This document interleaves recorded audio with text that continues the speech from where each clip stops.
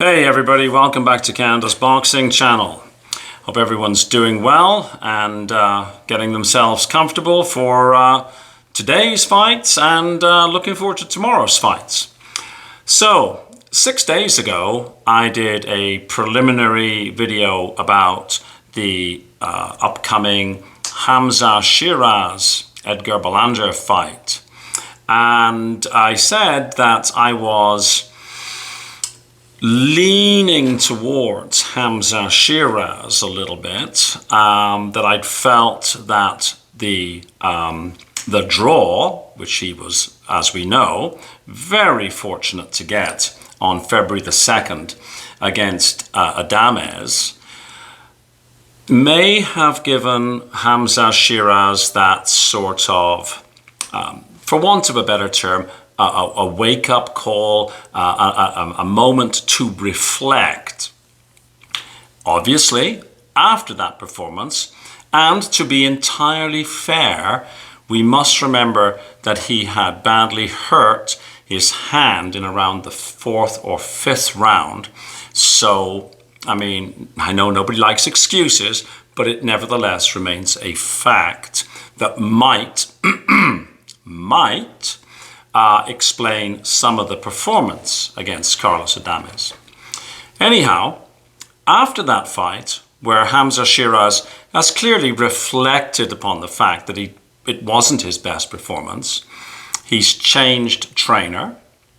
He has said that there were things in the background prior to the Adames fight that he didn't really like.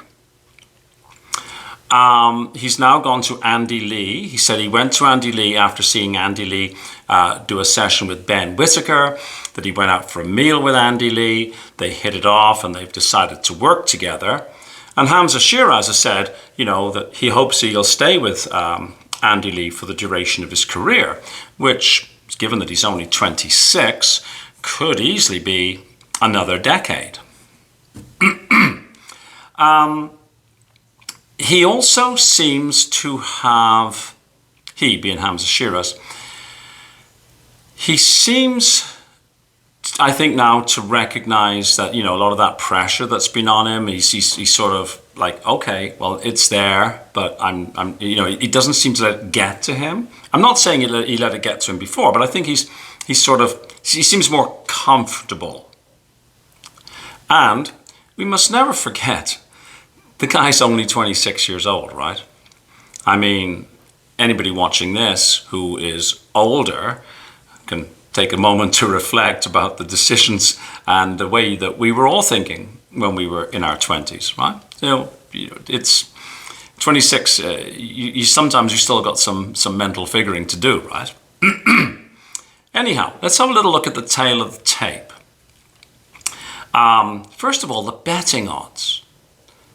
I had thought, and having listened to other content creators, that the bookies' favorite would have been the Floridian here.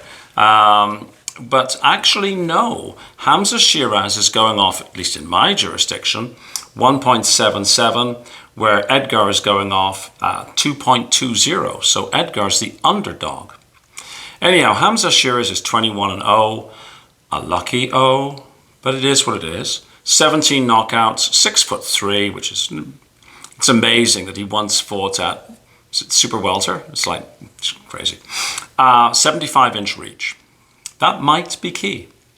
His best wins, Ammo Williams, Tyler Denny, either or, both in 2024. The best person he's in with, Adames, a draw.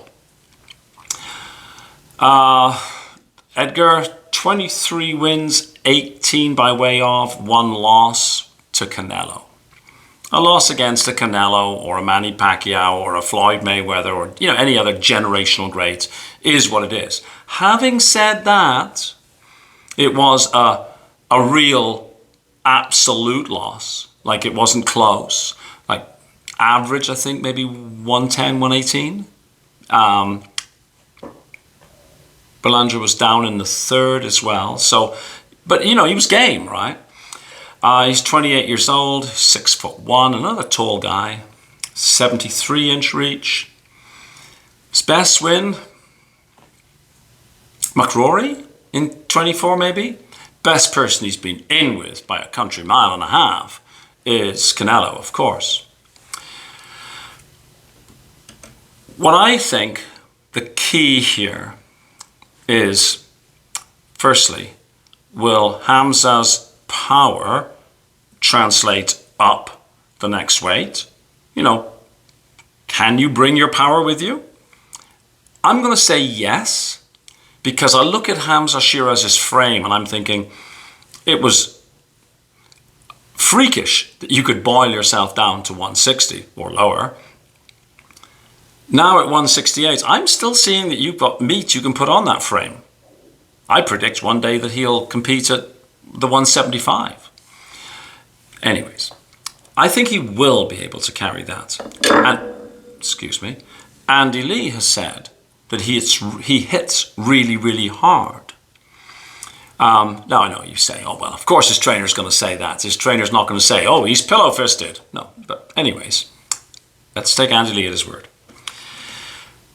The other key thing is, will HAMZAH SHEERAZ be able to withstand what I anticipate being an initial blitz, if you like, blitzkrieg, on the part of Edgar, who's going to come out, I think, and try and put Hamza on the back foot and bring one of those, devastating early doors knockouts. If HAMZAH SHEERAZ can survive that, and I think he can, it's not going to be easy. There will be some tricky waters to navigate. I think if he can, and then I think that he might, well, this is what I think, he will be able to work from some distance and gradually break down Berlanga.